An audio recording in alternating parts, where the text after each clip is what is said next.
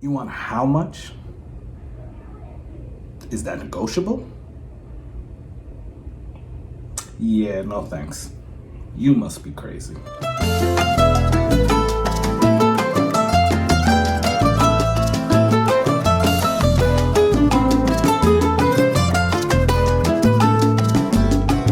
What's going on, everybody? Thank you for joining me at the Whiskey Corner. Guys, this is Carlos with the Whiskey Corner. I truly appreciate you getting on, joining me here. It gets a little lonely here, just speaking to the whiskey or the bourbon. So definitely excited. Thank you for everybody that has subscribed, is checking out the videos. I truly appreciate it. Guys, it's very hard to start a YouTube video channel, so definitely appreciate. Much love to everybody that is supporting me, and I keep hoping to make great content for you guys to check out. So today we are going over a series that I definitely want to cover. It's not a review, it's actually checking out prices on some bourbons that are out there right now. It is, well, not just bourbon, but also whiskeys that are out there right now. It is crazy. Some of these prices are just getting ridiculous, and I wanted to show you two that I found. Pictures might be a little blurry, but I want to show you two that I found that are just insane, right? We all have heard of the secondary pricing, people buying and then reselling at a higher cost than MSRP, quite honestly. Now, I feel that when that cost is only a few dollars more, $10, $15, $20 more, then okay. Now, when it reaches double the price of the bourbon or the whiskey, or even more than that, then it just gets ridiculous, right? At that point, you have to kind of check yourself and be like, is this worth it for me? So, for example, I paid, I believe it was $90 or so, something like that. Yeah, $90 for E.H. Taylor single barrel, right? Didn't have it, haven't even tried the small batch. Because quite honestly, around here, they're upwards of, they're over $125 usually, right? Now, I'm not sure how much the actual single barrel of E.H. Taylor is, but I know it's not $90. It's probably half of that price, right? Not sure, but I'm thinking it's somewhere around there, between $45, maybe $60. So, was that bottle worth it to me? Yeah. Never had E.H. Taylor. I won't buy it again at $90. I know that. But I haven't seen it out there. And the prices that I have seen it for were ridiculously more overpriced than when I bought it. So that's when you really gotta say, is this worth it for me, right? Blanton's is a perfect example. $65 bottle. Most places sell it, at least here in South Florida, most places sell it for like $150 and up. Online, you usually find it for like $300, which is ridiculous, right? And I personally like Blanton's, I really do, but it's not worth $300 for me at all, right? And I'm not gonna bore you with all of that because that subject has been touched on way too many times. So, what we will talk about today are two particular bottles, and I have a whole series of these because as I see them out as I'm whiskey hunting, I'm gonna snap a picture and we're gonna discuss it. So the two that I have today are pretty well known. One of them does belong to Buffalo Trace, right? Or Sazerac, whatever you want to call them, because Sazerac is the company, Buffalo Trace is the distillery. We all know how crazy the pricing is right now with any Buffalo Trace product. Yeah, what can we do? We did it to ourselves, right? But I particularly am not really a fan of Buffalo Trace. Might be shooting myself in the foot right there by saying that. I do like some of their, I said that I liked the Blantons. Haven't tasted some of them, like, actually I'm not gonna say that I'm not a fan, right? I'm just not obsessed like some people are, right? I do like some and I don't like others, right? Specifically, I really don't like the actual Buffalo Trace bourbon, but I love Eagle Rare. I really like Blanton's. How it tastes, like, to me, Eagle Rare and Blanton's taste really good. I like Weller's, you know, so it's stuff like that that I do like.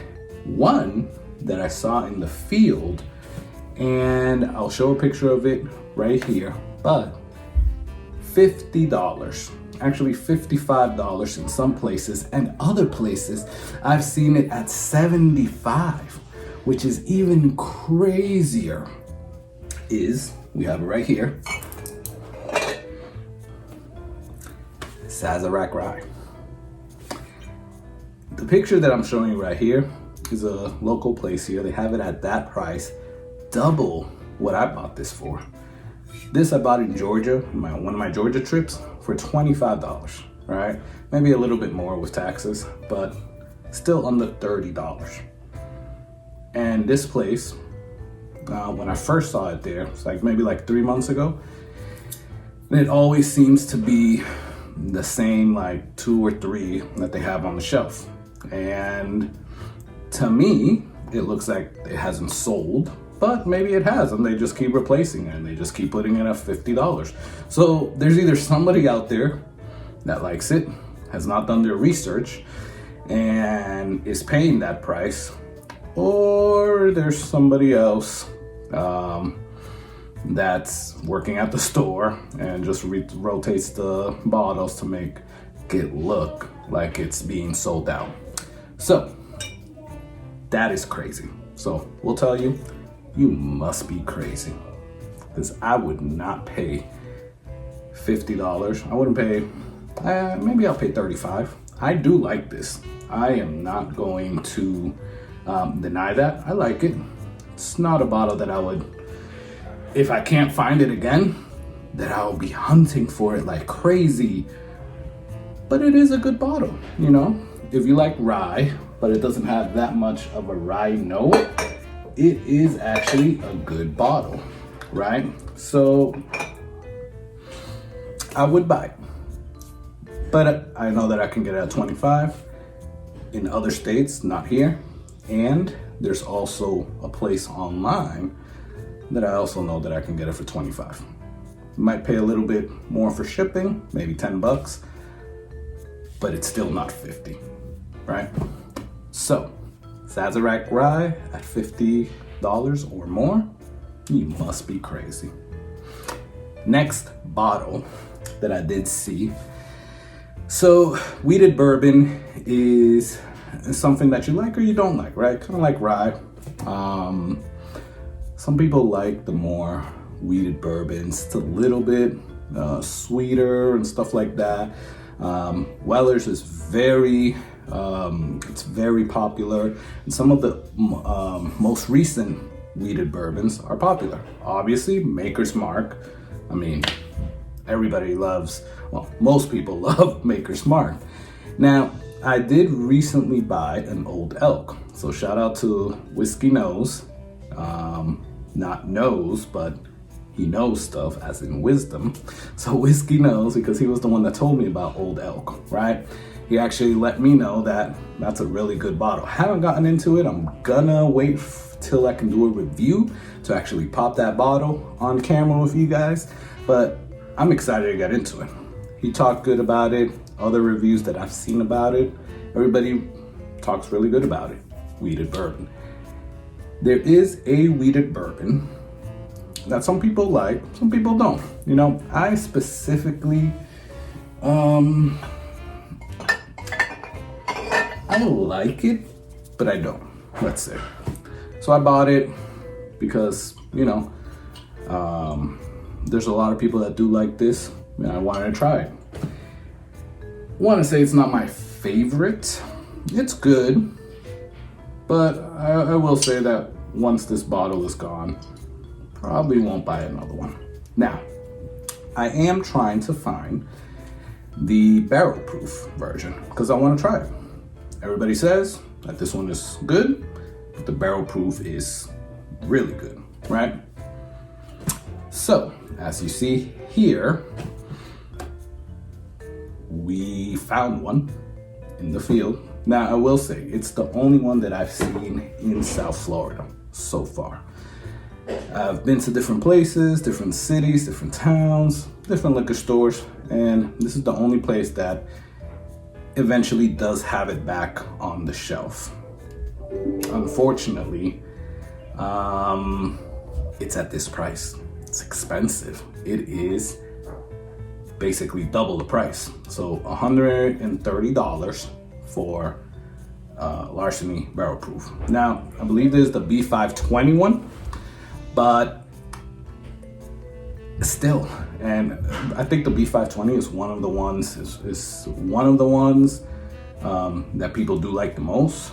So I guess it releases in May, and obviously from last year, but, or maybe it's the C920, don't remember the picture, but I just don't see paying $130 when that is a, I believe, $60 bottle of bourbon. And I can't really speak on the age of that barrel, of that bourbon. I can't really speak to the age of that bourbon, but at $80 that I found them here, I'd rather get Elijah Craig Barrel Proof rather than Larceny Barrel Proof. Now, I haven't tasted it yet, but based on my experience with this, probably wouldn't do it. So, selling Larceny Barrel Proof at $130, you must be crazy. Have to be. And what's even worse, I will say, is that I've been to that store a few times, and the Larceny Barrel Proof is usually there for maybe a day or two, and it's gone. So again, I don't know if somebody is just there taking them off the shelves, and then maybe in a few days or in a week, they put them back on the shelves to make it look like it is selling. But I can't believe that if that's not happening, I can't believe that people are actually buying that at $130. So you must be crazy if you're paying $130 for that. But hey, that's my opinion. Somebody might think I'm crazy for paying $90 for E.H. Taylor single barrel, right? So I guess it all goes down to how much you're willing to pay for something. How much is that bottle worth to you? So that is it for at least this video. Have some more videos on this series coming up. So again, series is called You Must Be Crazy, and we will go over some very, very expensive or highly expensive bourbons that quite honestly shouldn't be priced at. So comment below, what do you think about these two bottles? Would you pay $50 for a Sazerac Rye, a baby Saz? Would you pay $130 for a Larceny Barrel Proof? I don't know. Comment below. I know I wouldn't on both of those, but there might be some people that would. So that's it. Till next time, guys. Comment below. Let me know what your thoughts are. And I am drinking. I got some 1910 action going on here. So let me know what you guys think. Please comment, and well, what are some of those that you've seen out there and that you wouldn't pay what they're asking for? Cheers. Till later, guys.